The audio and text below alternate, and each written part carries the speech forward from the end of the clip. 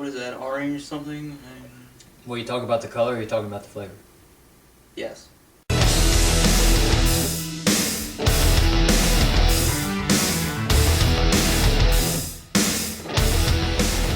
Hello, this is Because We Care. I'm Keith Kilgore, and this sexy young man is... Reggie Watts, of course, good And looking as always. This video is Call of Duty Nazi Zombies Part 1, World at War Zombies.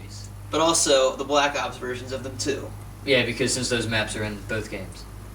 Anyway, let's start it off with the first original zombie map, Nocturne on Toten. Yep, German for Night of the Undead, in case you were wondering.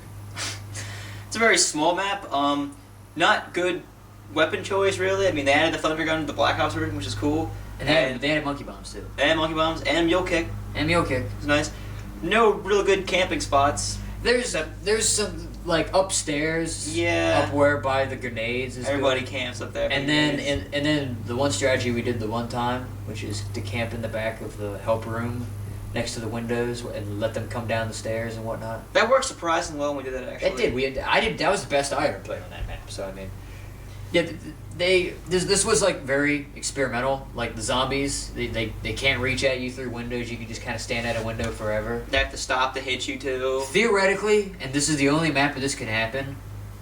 I think this is the only map this can happen. And maybe Varrook too. Theoretically, if you wanted to, and if you were fast enough, no zombies could get in the place. If you were able to, if zombies came slow enough, and you could get to the windows fast enough, technically a zombie could never set foot in that place throughout the entire time you play. Theoretically. Now, With 4 players. Theoretically it can happen. And they're slower, and they don't look as nice, I guess, as they do in the later maps. And they have weird weapons in there. You can get a Scoped car. You can get a scoped car, Ooh. which is weird. You can get a scoped Springfield. They're effective to about round 8. Yeah, not even till then. But like, and then, the ray gun, which is everybody's favorite gun, and I mean, also it's the first gun. Which was what Lucas told me. He told me, which I was interested in this whole concept, is that the ray gun is the only gun that's been like sought after in every zombie map ever, and they bring it back for every map. Because like all the other guns that they've kind of put in, there's something about it that was like, maybe I don't want this gun. Yeah, I know what you mean. Even if I pick up the HK in Black Ops, I'm like, yeah. Well, I mean, like mostly the Wonder Weapons. It's like, Thunder Gun. There's not that much ammo, and I kind of want another gun that I can have good ammo with. Wunderwaffe, I'll shock myself. I'll lose my Juggernaut. Shit like that.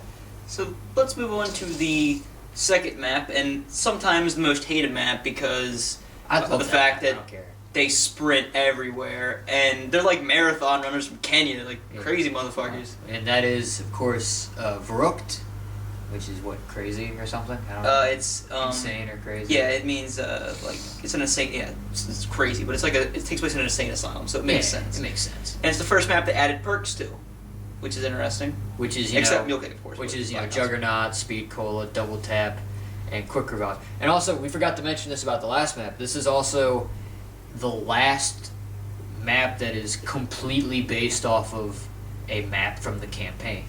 The first one was based off of the airfield, and well, it's not true. They stole aspects of Knee Deep and that's in Shino Numa. And Macon from Shino Numa. But I mean, completely. These maps are basically completely based off of these maps. Yeah. There's slight variations, and this one's based off of the Ring of Steel, the Asylum, or whatever.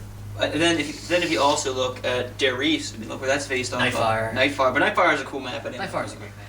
But about Verrückt, it's interesting. It's the one map where players start on opposite sides. You start 2 and 2, and you have to work your way around. Which I love that concept. I love this. Yeah, I love this map because there's a lot of things in there that like concepts that were expanded upon in later maps, so they're not as good. But then I mean, you kind of broken off into squads. So I mean, playing 3 players got to suck for at least one person. Oh yeah, they're stuck there. So I mean, and then the box. This is the first time the box moves, but it only moves where you and as far as you open. So if you leave a room unopened, it won't spawn in there, and unlike the other maps where you might have to open a room to get to the box. There's also no light to see in the sky to go for the box. Actually, I think there is. I don't think there is. Like, I never saw because it's hard to look because you're in a fucking asylum. Well, that's what I mean. I think it's there. It's just really hard to see. It's kind of like Kino. It's there in Kino. The light is there in Kino if you go outside, but well, everybody uses the wall. You just use the wall charts in the thing. But that's what I mean. It's there. In the Black Ops version, again, they throw in monkey bombs and they throw in the Winter's House. Yeah, which is interesting. It works pretty good on the map actually until you back yourself into a corner and die. Yeah. So Winter's House is like it's not my favorite Wonder Weapon. It's my second least favorite one. To what? That whatever the heck one on Shangri-La. That was the shrink ray. The shrink ray. I think it's funny though. It's funny, but it's yeah. All right. Black Ops, right? Shinoduba. Dude, I love Shinoduba. It's the first time that you're not like completely enclosed in an area like the first two maps. But the swamp will slow you down. Yes, and zombies will literally spawn right next to you, which sucks. But hey, it's the first edition of the Wunderwaffe DG2, which is your favorite gun ever. Of course. It's so much bullshit. And then, perks are randomized. They spawn in random locations. It's also the first introduction of hellhounds. Mobility is good on the map. You can run around pretty much wherever you want. Common is a nice place. You can run around doctor's quarters, the middle of the map. Just don't get slowed down by the swamp. My only warning. Yeah, the swamp. Swamp will fuck you. Yeah, and then, there's also the first introduction, except for Nocturne, Toten, and Vrooked in the Black Ops version, of the four main characters we've all come to know and love of Tang, yes. Takio, Rick Talfin, and Nikolai. So, I mean, they started to move, I think, in the modern Nazi zombies direction. Because the first two maps were kind of, they're good, but they're a lot different. They started getting a lot more detail. They started getting way more into it. And then there's more there. And then it's also the first map to add traps, which they expanded upon. Well, no, they had the electric shock stuff in Vrooked. Did they? Where? In up in the upstairs area mostly. Like on the balconies. But they had the fly trap and they had the zip line and all that stuff, which was too much. $1,500 kind of ridiculous for that. Yeah, I mean, I could just walk there. Crawl or walk there, But I feel like Shinoduba was a step in the right direction. But the only thing about it that's not good is that it's the last map that you can't upgrade weapons on.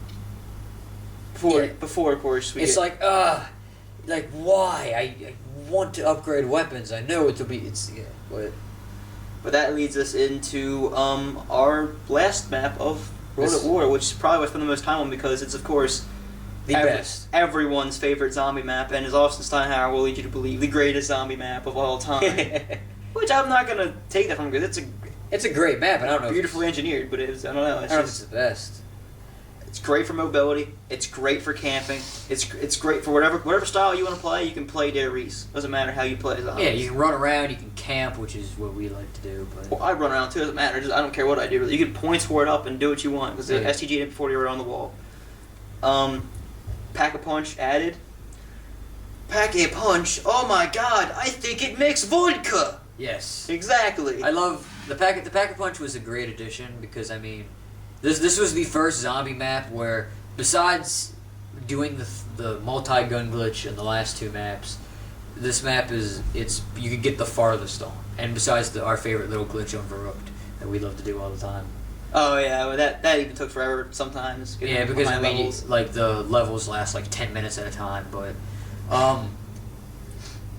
what do I want to say? The traps on Der Riese were well placed too. The traps were really well placed. They introduced a lot of things. Teleporters. The pack punches we've already said. They introduced the Bowie knife, which is you kind of. It's better more work. It's one that killed till 15. Yeah, it's nice. It's nice. They also introduced the Carpenter of the power ups, which we forgot to mention. That they had the power-ups in the old ones. This was the first instance. I never realized there wasn't Carpenter on Shinoduba or any of those maps. Well, I think it exists on Black Ops. Maybe I've only really played Der Riese on Black Ops, but this was the first one on World at War where the Carpenter shows up. What else is there? There's a couple other interesting things on this map. Well, there's I think the first really major Easter egg, which is the hide and seek thing. You got to find the this was the first. It was a little bit of an Easter egg, but it wasn't like it was that. But I guess it was the first thing to actually do, which was it was the first step into doing this stuff. Yeah. There's other things you could like click on and like upgrade your perks apparently, and like look at things, and your guy would make weird comments and stuff. And it was like, oh, okay, got it. You go find the radios and stuff, which was I don't know, that was fun to do. The radios, there was one in Shinonuma, I think. There's one where the guy with the hanging guy who hung himself. And of course, I like to think that it probably has the second best song for any zombies map is on Dairies. I love Dairies. I love Beauty of Annihilate. I think I might be the best. Yeah. Even though I've slowly become to like the one from Shinonuma. I still gotta say though that I love 115. 115. Hey, 115. Kino is awesome. What else is there? This is also a cool thing that I thought is this is the first and only time, unless you count Moon, but I don't count that, where hellhounds will spawn outside of a hellhound round. The only time this happens. Oh, that's so gay. And it's like, why the heck am I taking so many hits? Oh, fuck, hellhound, when did you get here? See, it's worse on the Black Ops version, because in the Black Ops version, they seem to spawn like 3 times the amount of dogs that in World War in the middle of zombie rounds. Yeah. Like, there'll be like a whole train of them chasing you. To the point of, I've literally saved my AUG shotgun rounds just so when I see dogs. So I get that pissed off. See, is there anything, monkey bombs were, at least in World of War, this was the first time monkey bombs, which we loved monkey bombs. And also, great. Save people were down. I think this was the first beginning of a lot of our strategies, where I would do the 3-gun glitch on that map, and I'd purposely hit the box over and over again so I'd get the flamethrower. Because during an insta-kill, you wreck so hard. Yeah, but then whenever Keith runs out of ammo, we go, alright Keith, take the window. That's where you're at now. So you don't have to shoot straight ahead on the catwalk with a flamethrower and piss your whole team I never run out of ammo. Well, what I do is then I'll throw nades. No, because I always either grab the M1 Grand or the Colt or the Panzer Shrek just because, that way I can make crawlers so you guys can save your monkey bombs. Such a nice person, Keith. I know, I'm so nice. But I think that's all for this one. I guess so. This is Reggie and Keith signing off on World of War Zombies Edition. Stick around for part 2.